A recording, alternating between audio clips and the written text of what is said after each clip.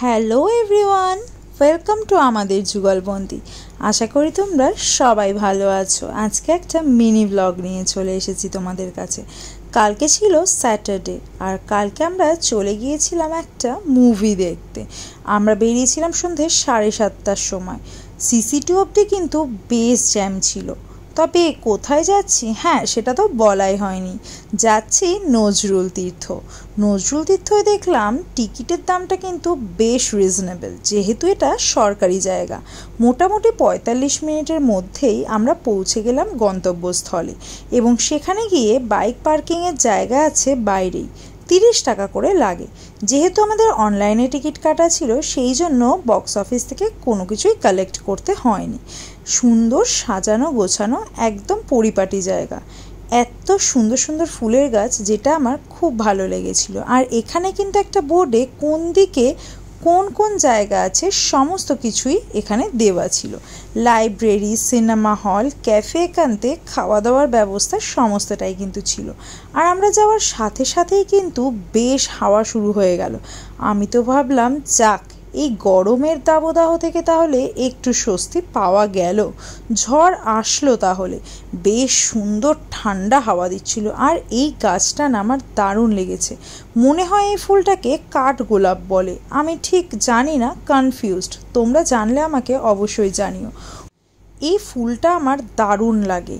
আর ঠিক সেম এই রকম একটা আর্টিফিশিয়াল ফ্লাওয়ারের ক্যাচার ক্লিপও আমার কাছে আছে। কতটা জোরে হাওয়া দিচ্ছে সেইটা কিন্তু তোমরা ভিডিওটা দেখলেই বুঝতে পারবে।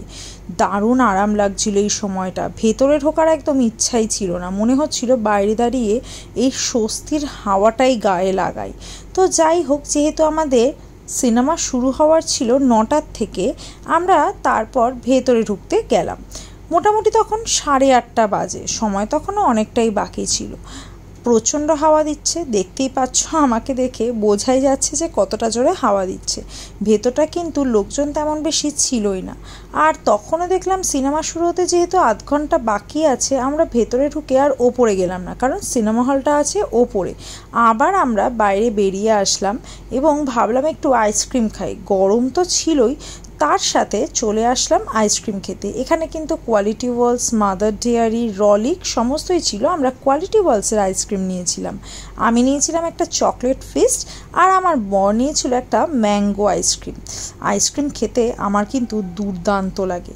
তারপরেই মোটামুটি 8:45 নাগাদ আমরা চলে গেলাম ওপরে। এখানে ছিল লাইব্রেরিটা, আর করিডোরের পাশেই কিন্তু লেখা ছিল কোন দিকে কোনটা আছে। আমাদের সিনেমা ছিল স্ক্রিন 3-তে, তো সেই অনুযায়ী আমরা যাচ্ছিলাম। এখানে সুন্দর কারুকার্য করা আছে, আর ক্যাফে একান্তও কিন্তু আছে খাওয়া দাওয়ার জন্য। ওই স্ন্যাক্স আইটেমই পাওয়া যায়। এই হলো আমাদের সিনেমা হলটা, মানে যে স্ক্রিনে আমাদের সিনেমাটা চলবে। ও আচ্ছা, কোন সিনেমা দেখতে গেছি? মঞ্জিয়া। সিনেমার ব্যাপারে তো একটু বাদে বলবো। শুধু দেখো সিটগুলো দারুণ কমফোর্টেবল। আমরা এই রিক্লাইনারে বুক করেছিলাম। এটা কিন্তু দুর্দান্ত কমফোর্টেবল ছিল। আর সব থেকে ভালো কি জানো, মোটে 150 টাকায় এই সিটটা আমরা পেয়েছিলাম। এখানে সুইচ ছিল, যেটা দিয়ে কিন্তু এরকম সুন্দরভাবে পাটাকে ওপরে করে একদম শুয়ে শুয়ে সিনেমা দেখা যায়। তবে অবশ্যই জুতো খুলে নিতে হয়। আমি তখন ফার্স্ট টাইম দেখছিলাম কেমন, তাই খুলতে পারিনি। তো দারুণ কমফোর্টেবল ছিল, একদম রিজনেবল। এরপর আসি সিনেমার কথায়। সিনেমাটা মোটামুটি ঠিকঠাকই লেগেছে। একটুখানি স্টোরিটা সামারাইজ করে বলার চেষ্টা করি। একটা অভিশপ্ত গাছ, যাকে কিনা একটা ছেলে বিয়ে করতে চায়, এবং সেখানে নিয়ম আছে নরবলি দিতে হয়। সে তার বোনকে নরবলি দিতে চায়, বাট ঘটনাক্রমে ছেলেটা নিজেই মারা যায়, এবং সে তার মুন্ডানের 10 দিনের মধ্যেই যেহেতু মারা যায়, সেই জন্য সে দৈত্য হয়ে যায়। এবং পরবর্তীকালে সে তার বংশধরদের মাধ্যমে কিভাবে সেই গাছটার থেকে নিজেকে মুক্ত করতে চায়, এবং মুক্ত করার জন্য কি কি করে, সেই নিয়েই হচ্ছে সিনেমাটা। তবে বলবো, প্রচণ্ড ভয়ের সিনারি বেশি কিছু নেই। হ্যাঁ আছে, হয়তো অনেকের ক্ষেত্রে এই সিনগুলোই অনেকটা বেশি ভয়ের। যেমন আমার বর আমার পাশে বসে মোটামুটি কাঁপছিল যখন এইসব সিনারিগুলো হচ্ছিল, বাট আমার সেই রকম ভয় লাগেনি। আর কমেডিও কিন্তু ছিল, বেশ হাসির সিনও কিছু কিছু ছিল, আর কিছু ভয়ের সিনও ছিল। এই ছিল হচ্ছে সিনেমাটা। মোটামুটি সামারাইজ করে আমি বলার চেষ্টা করলাম, পুরো সিনেমাটা বলে দিলে তো হয় না, সবাইকে তো গিয়েও দেখতে হবে, আমি সবটা বলে দিলে কিভাবে হবে। মোটামুটি ভূত বলতে পারি বা অপদেবতা বা কেউ যে কিনা মুক্তি পায়নি। তো যাই হোক, এইভাবে হাফ টাইম হয়ে গেল এবং আমরা চলে গেলাম কিছু খাওয়া দাওয়ার আশায়। ক্যাফে এখান থেকে এখানে কাউন্টার রয়েছে, আর এই হচ্ছে সমস্ত জিনিসপত্রগুলো কী কী পাওয়া যায়, প্রাইসও দিলাম। আমরা নিলাম পপকর্ন, আর তারপর আবার শুরু হলো সিনেমার হাফ টাইমের পরের অংশ। সেখানে যে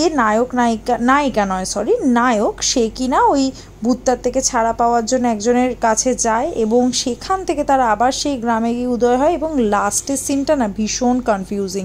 ভূত একবার এর থেকে ওর ঘাড়ে, ওর ঘাড় থেকে ওর ঘাড়ে, এইভাবেই চলছে। লাস্ট দিকটা আমার ভীষণ হ্যাফাজার্ড লেগেছে, যে জায়গাটা মনে হয় কোনো একটা কোঅর্ডিনেশনের প্রবলেম ছিল। তো যাই হোক না কেন গল্পটার মধ্যে অ্যানিওয়ে, তবে আমার সবথেকে ভালো লেগেছে একদম পয়সা ওয়াসুল, পার হেড 150 টাকায় রিক্লাইনারে বসে শুয়ে শুয়ে সিনেমা দেখা, এর থেকে সুন্দর আর কোনো কিছু হয় না। মোটামুটি 11টা 5-10 বাজে তখন আমাদের সিনেমা শেষ হলো, আর এই রাতেও কিন্তু বেশ লোকজন ছিল, এমন নয় যে পুরোপুরি ফাঁকা ছিল। তো সেখান থেকে বেরিয়ে এবার আমরা বাড়ির পথে রওনা দিচ্ছি।